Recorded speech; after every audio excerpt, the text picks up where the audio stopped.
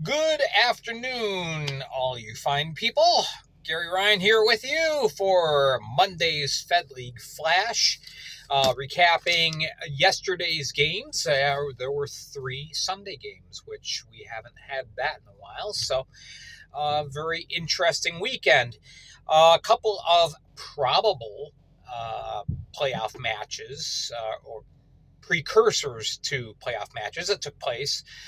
Binghamton ended up with 3 wins on the weekend as they defeated Watertown 7-4. Makeup game from late December. Thank you, Mother Nature. Shots on goal, 54 for the Black Bears. They really had the no mercy mode going on. Austin Thompson got 2 goals. We had 2 goals by Don Olivieri and an assist, including his 100th career FPHL point. Gino D'Angelo played in his 100th career FPHL game with the Black Bears, so that was pretty cool. Andrew Logar, newcomer from college, pardon me, goal and assist. And so now Watertown has unfortunately cooled off quite a bit. They were playing pretty well, but have gone winless in their last 5 now. So elsewhere, Motor City ended up taking 2 of 3 from Carolina, and the score there 5-4.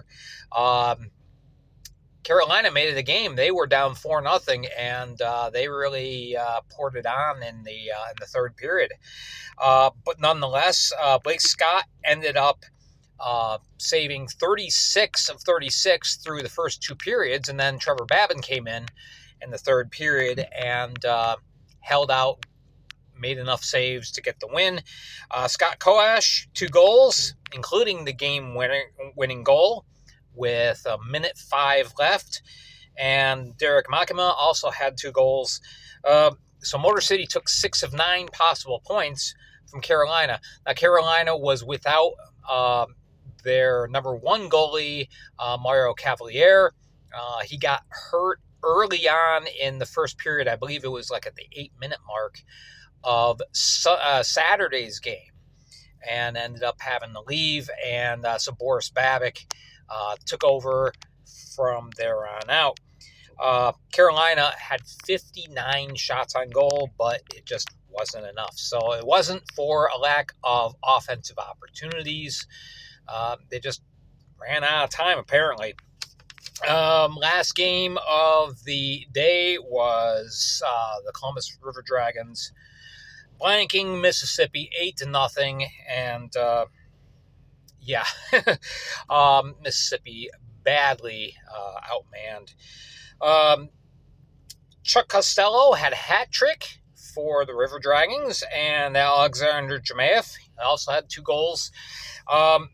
Joe Pace ended up receiving a match penalty for a slash at the 9:21 mark of the first period, so he will probably be looking at a suspension either later today or tomorrow. I didn't see anything listed as of yet on the transactions page, but sometimes that can be a little bit slow there. So Brendan Colgan ends up with shutout number 7 on the year, and lowers his already paltry goals against average from 2.29 to whatever it factors out to now. I think it's going to be like 2.15 or something like that. 23 saves in the shutout effort. So in the standings, well, that drew Columbus into a tie, so to speak, with Danbury as far as the top of the leaderboard for the Fed. 105 points for both, although Danbury has played in 1 fewer games than the River Dragons. Carolina still hanging in there, 7 points down, which seems like a big margin. But again, remember, Carolina and Columbus play each other 4 times in the final 4 games of the year. So if it's within 12 points, anything could happen. Motor City has gotten a little bit of separation now from Port Huron. Both teams have 8 games remaining. Motor City has 81 points. Port Huron has 76. And Mississippi, of course, now eliminated with 42 points. The Empire Division, we mentioned Danbury before, 105 points on the 10-game heater. Binghamton, by virtue of the 3 wins that they got this weekend, has vaulted themselves up to 91 total points. Watertown, losers of 5 straight, sitting at 49 points. They have solidified their playoff berth. Elmira is still looking for theirs. They have a magic number of 3 at 44 points. So they could still catch Watertown. So that race for 3rd place is still going on.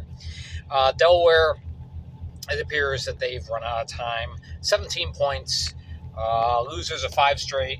And it's just, they kind of got it together as of late, but it was not enough time left.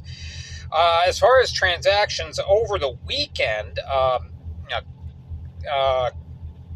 Carolina had signed Kelly Curl as an emergency backup since Cavalier was out of action.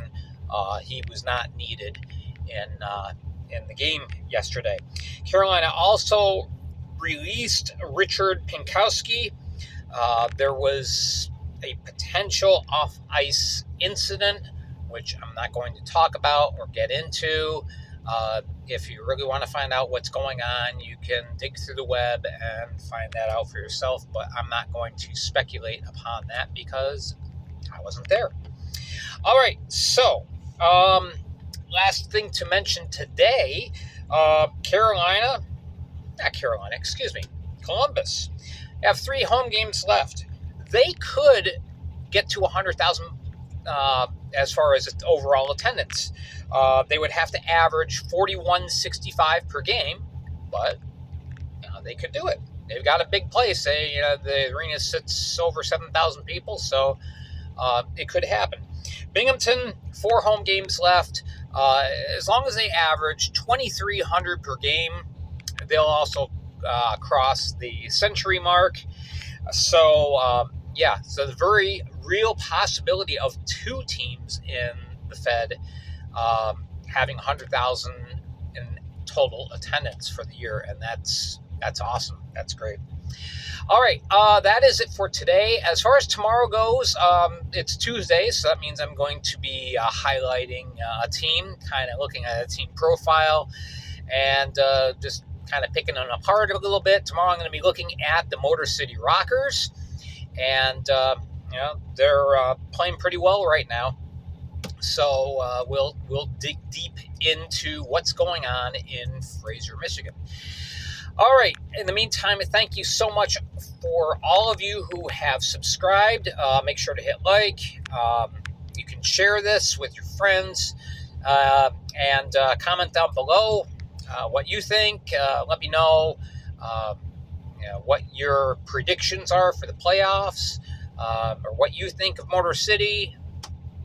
Let me know. All right, so thank you so much again for joining me here. I am Gary Ryan for the Fed League Flash, and we'll talk to you again tomorrow.